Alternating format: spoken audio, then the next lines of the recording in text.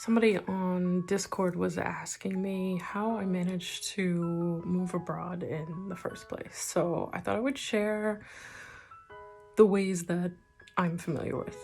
So the first thing I would say is you can go as a student. If you're in high school, sometimes you can do like your senior year at a school in another country.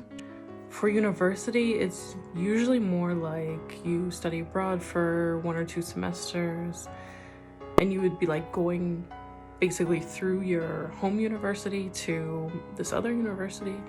But there's also the possibility to do your entire degree program in another country. And, for people in countries that charge exorbitant amounts of tuition, that can be a huge plus. If you want to do a degree program entirely in a foreign country, you typically have to have enough money saved up for the entire year, like ahead of time before you apply for your residency.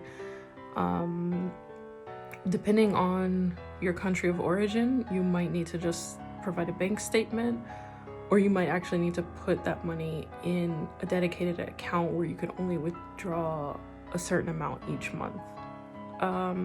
For undergraduate programs, there's usually a lot less options to do the program in English unless you're going to like an American university, which I'm pretty sure charges American tuition.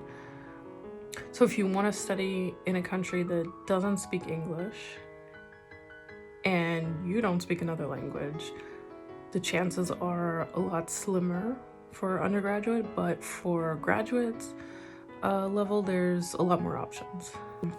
Another option is to find a job. Usually, if you want to work in another country, you need an employer who is on board and really wants you there. So if you're just like, I want to find a job, a lot of times it can be difficult to find an employer who's willing to deal with the extra paperwork unless you have some special skill, you're like really specialized, including knowledge of a language that they're trying to teach, stuff like that. There's teaching abroad programs where you spend a year teaching in different countries where you wouldn't normally be able to go in on your own and teach in schools in those countries, but you can go through this program. Typically, if you're going to find someone who's going to be willing to go to the effort of sponsoring you, typically it's going to be because you speak English or another language that is in demand in that country, and it's an advantage that you speak at a native level or at a more advanced level than the general population. Or if you're like a scientist or engineer or something like that. Nowadays, there's a lot of working online options, so I know that there's a lot of people who might not even tell their job that they're going abroad and just try to keep it under wraps.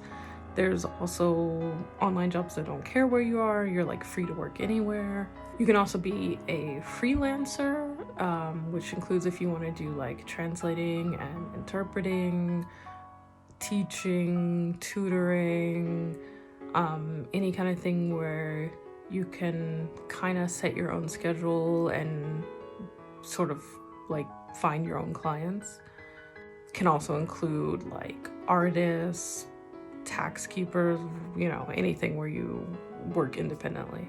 But the way I actually did it was I figured it would be easiest to get my foot in the door if I go as an au pair, because that gives me like a year with a host family to learn the language and the culture. It gives me personal connections with people who, if everything goes well, might be supportive after that year once I'm out on my own. Doesn't often work out that way because a lot of times when they say they see the au pair as a member of the family, they don't really mean it. But it's something that's an option depending on the country, where you could be up to like 26 or 30, maybe even 35 years old. And if you're older than that, technically you could also come as a nanny, which is yeah, the au pair is supposed to work less hours and not do as intense labor and not really be responsible for cleaning and stuff, but it really depends on the family, what their expectations are, what the au pair agrees to. But one important thing is it doesn't necessarily have to be a girl. In a lot of languages, there's like even this phrase built in where they're like, yeah, the au pair girl, and it's just like they don't just say the word au pair by itself, they say, yeah, the au pair girl. So it's like even more ingrained that it's a girl, but actually it can be a boy. Especially people who have boys, especially if they're like single mother, they appreciate having an older boy around. So still an option.